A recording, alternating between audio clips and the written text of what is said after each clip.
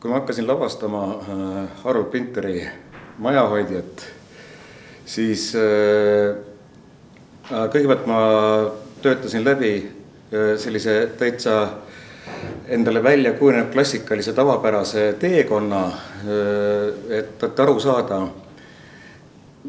millest see näidend siis räägib, mis on tema mõte, see sisu ja milline on tema mõju. Aga kuidagi ma tundsin, et sedapuhku jäi pisut nii-öelda nagu sellest tavapärasest teekonnast väheseks.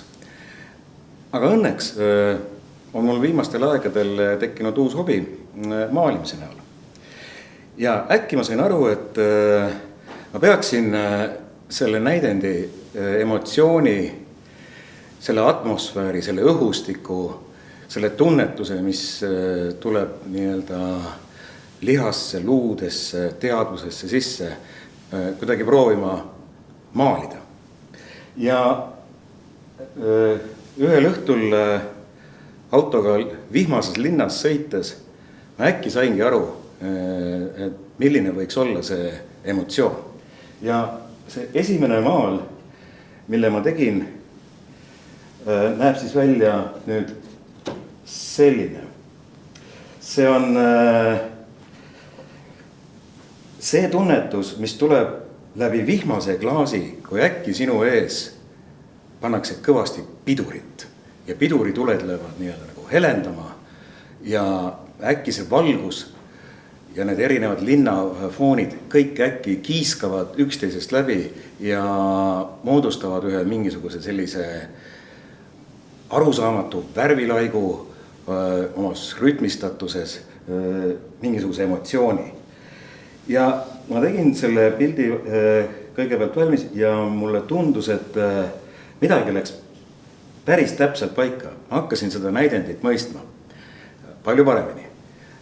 Ja hetk hiljem, mõned nädalad hiljem, ma sain aru, et seal on ikkagi midagi puudu. Käed sugelesid.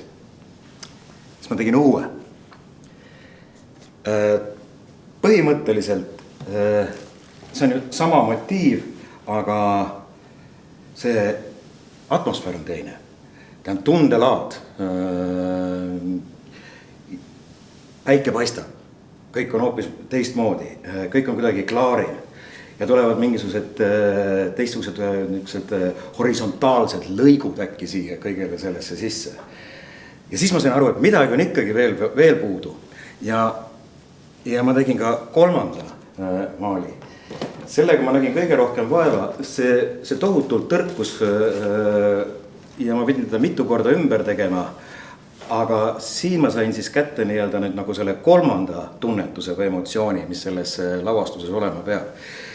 Ja kuna seal on 3 tegelast, siis ma äkki lavastajana mõistsin, ma mängin ise ka ühte nendest tegelastest, et need vist ongi nüüd selle 3 erineva karakteri iseloomustavad maalid. Aga päris täpselt ma ei tea, millisele tegelasele see maal konkreetselt peaks nüüd nagu kuuluma. Võib-olla nad segunevad. Tõenäoliselt nad segunevadki siin selles lavastuses kõik. Aga vähemasti nad on vaatamiseks, tegemiseks olnud mulle suureks nii-öelda abimeheks ja spikriks. Mina loodan nüüd seda, et me saame need maalid panna ka enne etendust publikule vaatamiseks ja kõik saavad siis mõistatada, et milline tegelastest on siis ühe või teise maali taga.